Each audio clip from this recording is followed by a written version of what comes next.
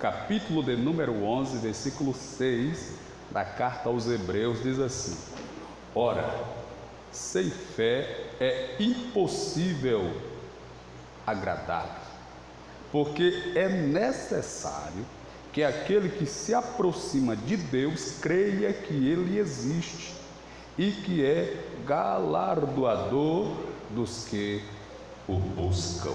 Glória a Deus. Seu Deus e Pai, muito obrigado por mais uma oportunidade de estar na Tua presença santa, para bendizer, enaltecer, glorificar, exaltar e adorar o Teu nome. Fala aos nossos corações, nos alimente com a Tua santa palavra e assim nos dê vitória, para que possamos permanecer firme, te louvando e te exaltando. Assim venha, Pai, e a todos abençoe, em nome de Jesus. Amém. Pode sentar, que Deus abençoe a todos. Então, parabéns por estares aqui na noite desse dia. Acredito que não existiria oração mais sincera, adoração mais plena do que neste momento que aqui estamos. Pois bem, a leitura que fizemos vai tratar da fé. Mas talvez a grande pergunta seria: o que é fé? Como se explica ou como se define fé? O texto diz assim, versículo 1: ora, a fé é o firme fundamento das coisas que se esperam e a prova das coisas que se não veem.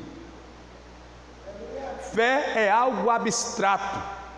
A fé não tem cor, não tem forma, não tem cheiro, não tem peso. Fé é algo inexplicável. Obviamente que existe fé de formas variadas. Existe fé que faz o homem acreditar e pode ser salvo, e existe fé que faz o homem crer no Deus Salvador, mas não acredita na salvação do Deus Salvador.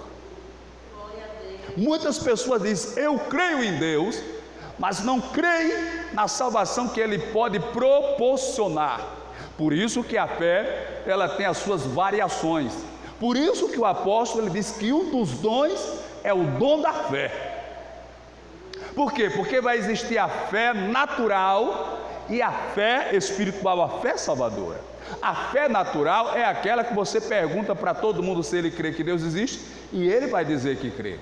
Mas aí tem a fé sobrenatural, que é aquela que faz você acreditar que o impossível pode acontecer na sua vida. No entanto, no início de tudo, falo do jardim do Éden, falo da pessoa de Adão, falo da pessoa de Eva, eles não tinham necessidade de fé, eles não precisavam ter fé, porque eles tinham contato direto com Deus, eles contemplavam Deus todos os dias, então para eles não era necessário a fé. Depois que eles pecaram e Deus se afastou do homem, e Deus se escondeu do homem, se tornou alguém distante, que não se manifesta ou não se apresenta ao homem, o homem passou a ter necessidade de fé, de acreditar. Alguém classifica o Abraão como o pai da fé. O que a Bíblia na verdade diz é que ele é o pai de todos os que creem. E alguém interpreta isso como ele sendo o pai da fé. Pai é aquele que gera, que cria, que forma um filho. Porém, antes de Abraão, já existiam pessoas que tinham fé. A exemplo do próprio Abel, que é muito antes de Abraão. E a Bíblia diz que, pela fé, Abel ofereceu a Deus maior sacrifício do que Caim. Antes de Abraão, já existia o Enoque, que a Bíblia diz que pela fé ele foi trasladado e levado vivo para o céu. antes de Abraão, existia Noé, que foi quem construiu a arca. E a Bíblia diz que pela fé Noé, divinamente avisado por Deus, construiu a arca. Então a fé era antes de Abraão. Mas o interessante é que a gente imagina que a fé é uma moeda de troca.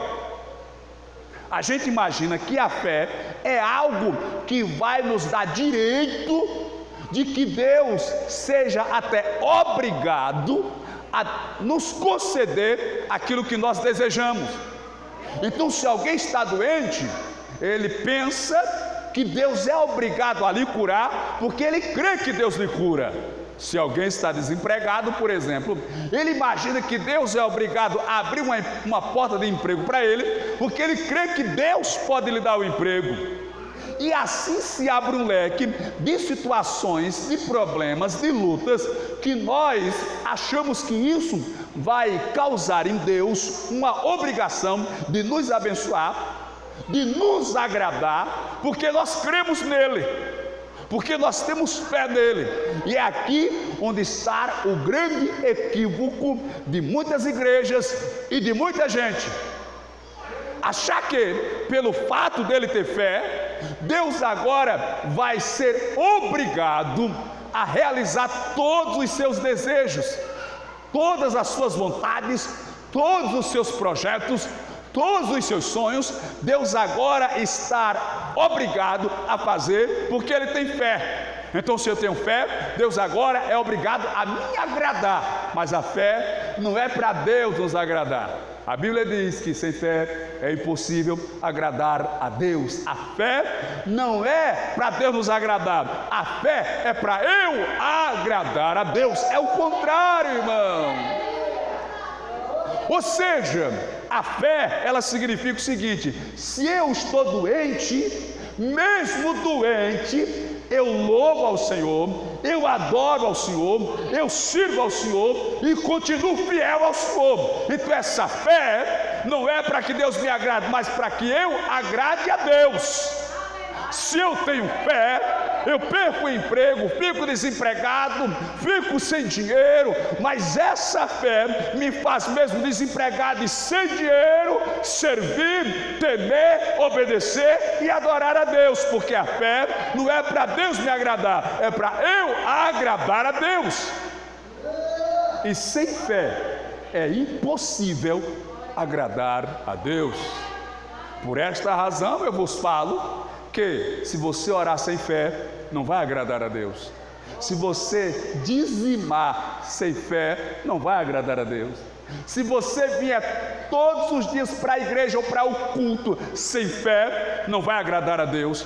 Tudo que você fizer, por mais sacrificante que seja, por mais dificultoso que seja, por mais esforço que haja naquilo que você está fazendo, se nessa sua ação ou atitude não houver fé, não vai agradar a Deus.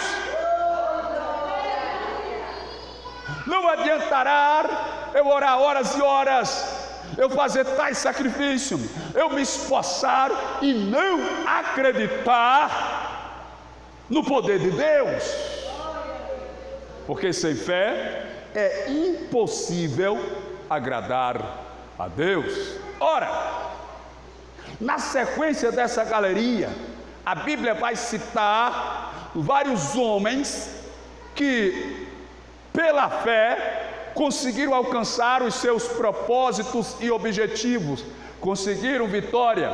Jefité, Gideão, Sansão, Davi, Salomão, Josué, todos tiveram sucessos e vitória, e a Bíblia diz pela fé. Mas pela fé eles também foram cerrados ao meio, foram mortos, foram jogados em fornalha, em cova de leões, mas permaneceram. A fé que eles tinham não lhes proporcionaram apenas vitórias ou benefício, proporcionou tristezas, derrotas, fracassos, mas eles permaneceram firmes por causa da fé. Veja, a Bíblia diz que pela fé Moisés rejeitou ser chamado filho da filha de Faraó, preferindo antes padecer com o seu povo do que gozar dos prazeres do mundo. Então veja que a fé, muitas das vezes, ela nos faz aceitar a dor, o sofrimento, a derrota, o fracasso. Por quê? Porque nós acreditamos que Deus, o texto diz, nos proporcionará algo melhor e algo maior. Mas pensa bem, meu irmão, veja como é que funciona a fé. Moisés, ele é criado pela filha de Faraó, em outras palavras, de uma forma adotiva, ele era neto de Faraó, e nesse contexto, ele era uma das pessoas que estava na lista de assumir o trono. Moisés era um dos herdeiros do trono do Egito. Moisés, como era neto de Faraó, dentro desse contexto, filho da filha, ele era um dos herdeiros do trono. Pense comigo, pensa comigo. Não seria mais fácil, preste atenção no que eu vou falar, não seria mais fácil Moisés se tornar Faraó, se Deus assim traçasse esse projeto? Não seria um plano melhor e mais fácil? Deus, assim como ele colocou José para ser governador do Egito, José tinha poder sobre todo o Egito, menos sobre o trono. Faraó só era maior do que José no trono, mas no Egito José mandava em tudo. E se Deus permitisse que Moisés chegasse no trono e se tornasse Faraó, porque o Faraó, irmãos, o que ele decretava, estava decretado, o que ele assinava, estava assinado. Se ele dissesse você vai viver, você vivia. Se ele dissesse você vai morrer, alguém ele matava e você morria, porque o que Faraó determinava, estava determinado. Então se Moisés chegasse no trono, se tornasse Faraó, não seria muito mais fácil ele chegando no trono, pegando a caneta e assinando a alforria ou a libertação do povo? Não seria mais fácil? Veja que seria muito mais fácil. Não ia haver as pragas do Egito, não ia haver a morte dos primogênitos, não ia haver desgraça nem miséria sobre o Egito. Seria muito mais fácil. Ah, pastor, mas o povo ia se acomodar, ia ficar no Egito. Ele poderia fazer o decreto para o povo ir embora. Deus disse: Moisés, tu agora é o faraó aí do Egito, e eu quero que o povo vá embora. Assina aí o termo de alforria, daí as contas do povo, e manda eles embora, que eu quero que eles vão para Canaã. Seria muito mais fácil. Mas o problema é que Deus gosta de complicar as coisas. O problema é que parece que para crente o negócio é mais complicado, hein? O problema é que parece que para mim, para tu que crê em Deus, que serve a Deus, a gente vai fazer, olha, é uma coisa tão simples, mas vira um buruçu.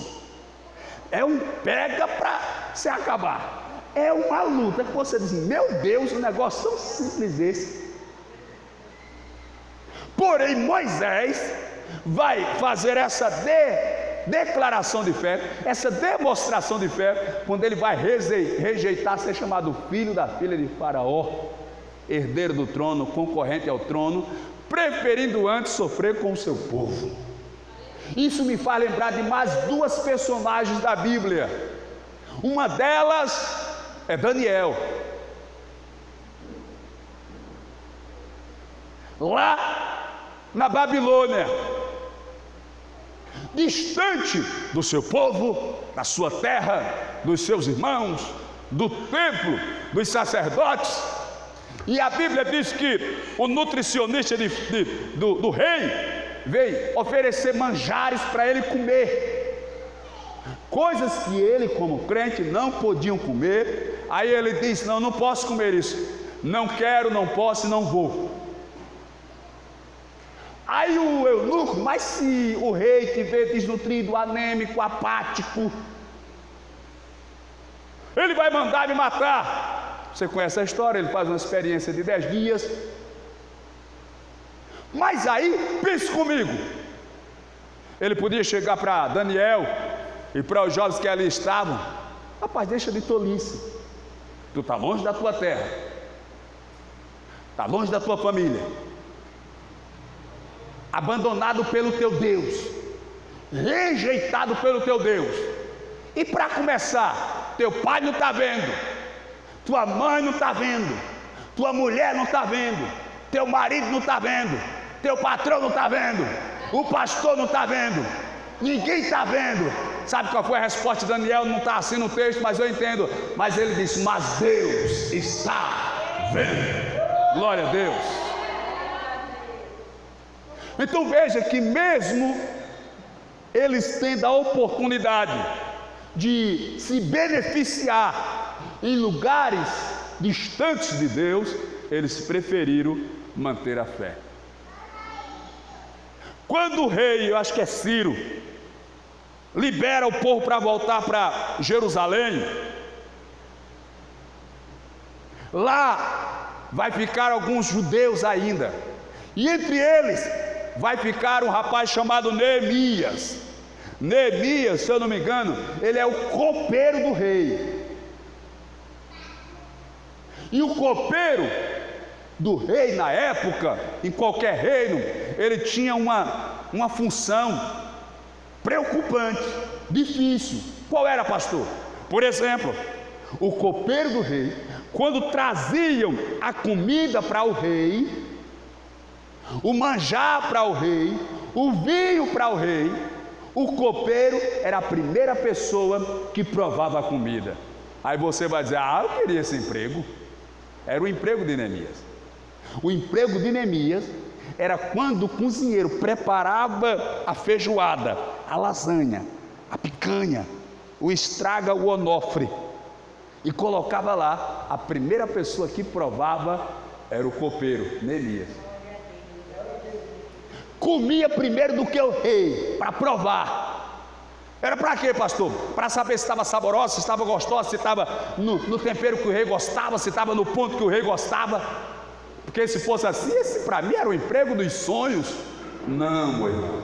Ele provava primeiro do que o rei, para saber se a comida estava ou não envenenada. Porque todo rei, todo líder vai ter inimigos que vão querer aquele fracasso, aquela derrota. E teve 2 deles que queriam até envenenar o Assuero, o tal do Bigtan e o Teres, que foi avisado pelo Mordecai, o Mardoqueu. Por isso o rei tinha um empregado que provava a comida antes deles para saber se estava envenenada. Aí a Bíblia diz que voltaram alguns de Jerusalém. Quando chegaram lá, o Neemias perguntou para eles: como é que está a terra dos nossos pais, a cidade dos nossos pais? Eles disseram: olha, o muro está derribado, o templo está destruído, as casas estão caídas, está tudo acabado.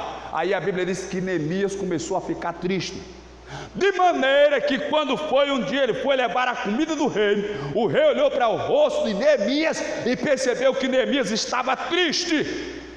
Aí o rei pergunta: por que é que está triste o teu rosto?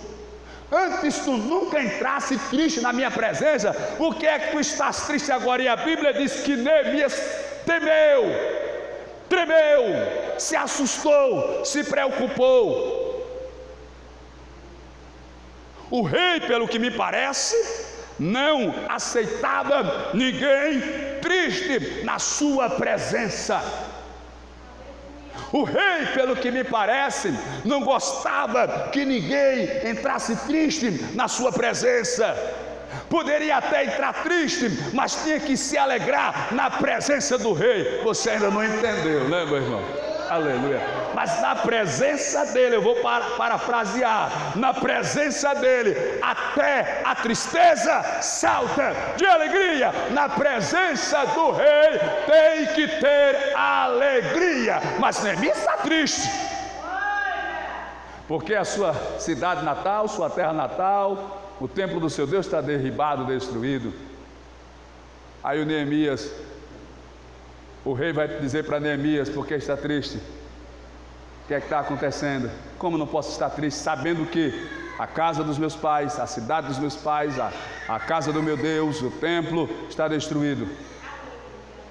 O rei faz uma proposta para ele, para que ele vá até a cidade e ajude a reconstruir, a reedificar.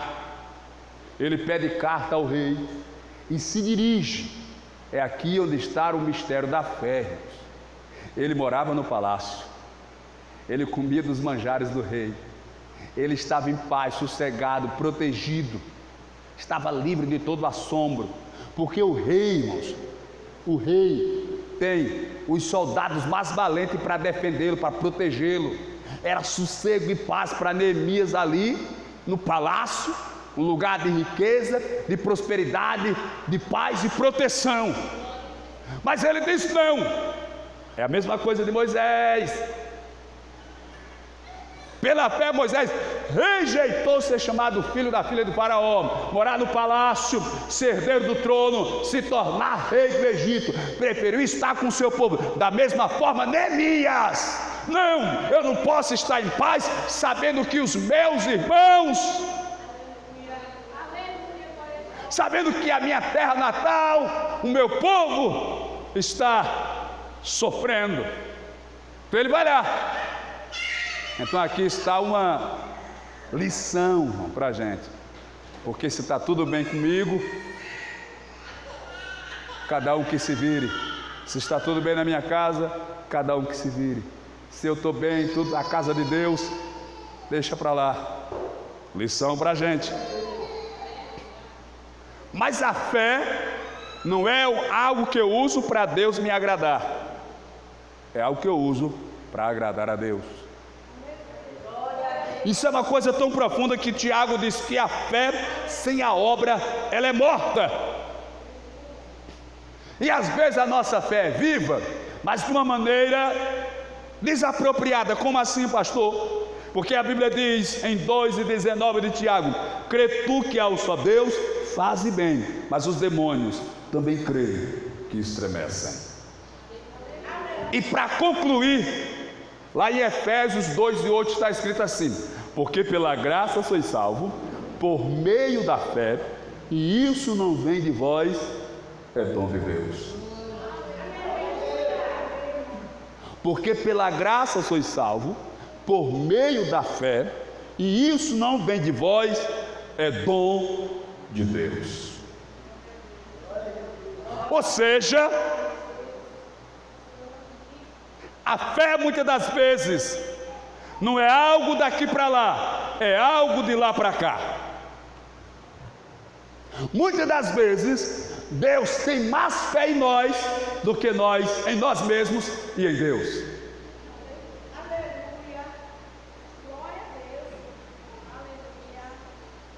Como assim, pastor? Que Deus tem mais fé em nós? Porque pela graça sois salvos por meio da fé, isso não vem de vós, é dom de Deus. Dom é dádiva, dom é presente, algo que é dado por Deus.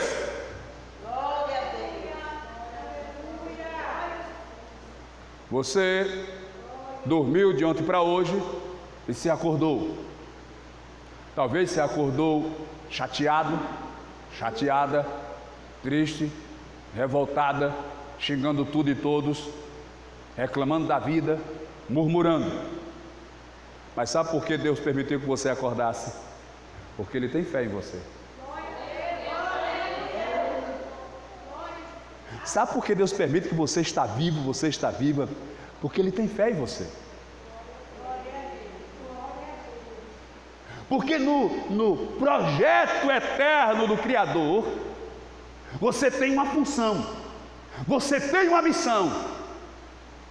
E Deus acredita que você é competente e capaz de cumprir essa tarefa e essa missão. Mas às vezes eu e você, nós só cremos. Mas se nós estamos vivos, irmãos, principalmente quem é crente, quem crê em Deus, porque seria muito melhor para Deus estalar o dedo e nos levar, porque aí estaríamos garantidos. Mas por que Deus permite que nós permaneçamos vivos? Porque Ele confia em você. Porque Ele acredita em você. Porque Ele sabe que você pode ser útil no reino, na obra, nessa existência, nesse plano de vida que aqui vivemos. Sem fé é impossível agradar a Deus. Então, se você acordou hoje, se você está vivo, se amanhã você acordar, depois de amanhã, ano que vem e por vários anos, louve a Deus, bendiga ao Senhor, engrandeça a Deus. Isso é um sinal de que Deus Ele está confiando, Ele tem fé em você, Ele acredita que você é capaz, que você é competente, que você tem condições de avançar. Amém? Fique em pé, por gentileza.